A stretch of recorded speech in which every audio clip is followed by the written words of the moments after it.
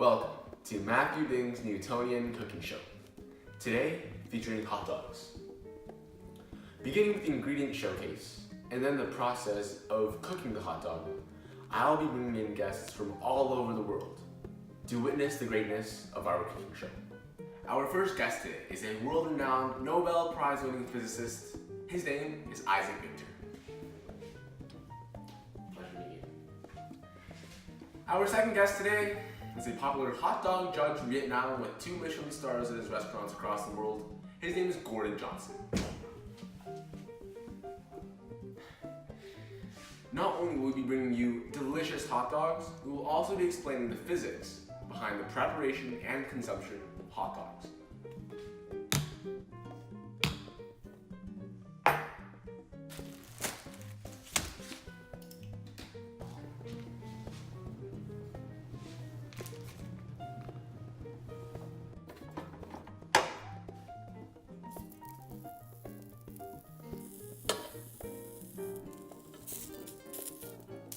Okay, but what are the physics behind cooking the hot dog? Newton's first law states that objects tend to stay at rest or in a state of constant uniform motion unless acted on by an external unbalanced force. Examining the hot dog at this particular moment, it is at rest in the cooker with a balanced net force in the vertical direction and no forces in the horizontal direction. However, when the spatula is used to apply force onto the hot dog, it begins to move with unbalanced forces in the horizontal direction.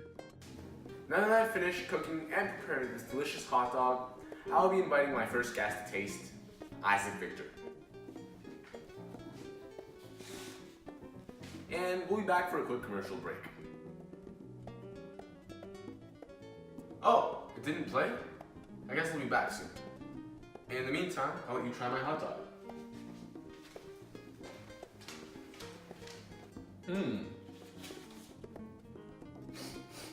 Hey, this hot dog smells pretty nice. I think I'm going to eat it. I disagree. This is a terrible hot dog. We must get rid of it. No! What was that for? Now, let's imagine what would have happened if Johnson was to have something other than a fork in his hand. A spatula. Hey, this hot dog smells pretty nice. I think I'm going to eat it. Yeah, this is a terrible hot dog. We must get rid of it. No! My sausage! Now, as you can see, the sausage displaced from the hot dog bun when it was hit by the spatula, but not the fork. Why, you may ask? Well, that's because of Newton's second law. In both clips, Johnson hit the sausage at relatively the same speed, making the acceleration basically equal. But what was different was the mass of the two objects. After measuring, the fork weighed 25 grams while the spatula weighed a whopping 199 grams. As acceleration is the same and the force is equal to mass times acceleration, the total force was increased significantly due to the change in mass to be able to displace the sausage.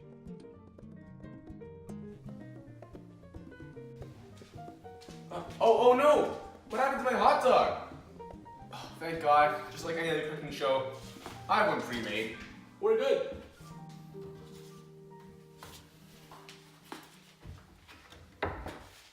Wonderful. Now, time to take this to the judges to see what they think. Well, Mr. Victor Isaac, Mr. Gordon Johnson, here I have you, my prepared hot dog. Enjoy.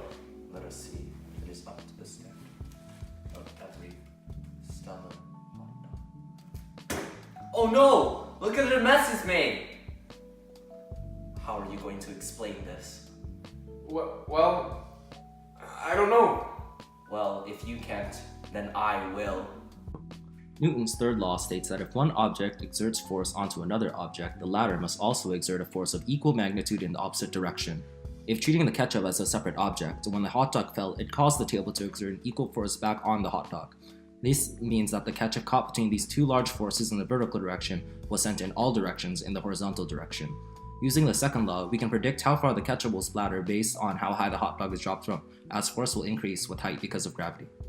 Looks like that's all the time we have for our show today. Let's review what we learned in our today's cook show. Well, Newton's first law was displayed when we cooked the hot dog. Newton's second law was displayed when we used different utensils to hit the hot dog.